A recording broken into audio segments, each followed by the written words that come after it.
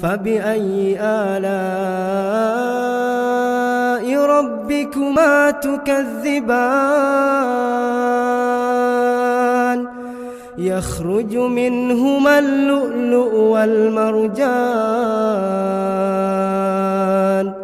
فبأي آلاء ربكما تكذبان وله الجوار المنشآت في البحر كالأعلام فبأي آلاء ربكما تكذبان كل من عليها فان ويبقى وجه ربك ذو الجلال والإكرام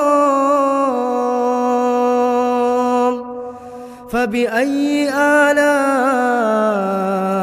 ربكما تكذبان يسأله من في السماوات والأرض كل يوم هو في شأن فبأي آلاء ربكما تكذبان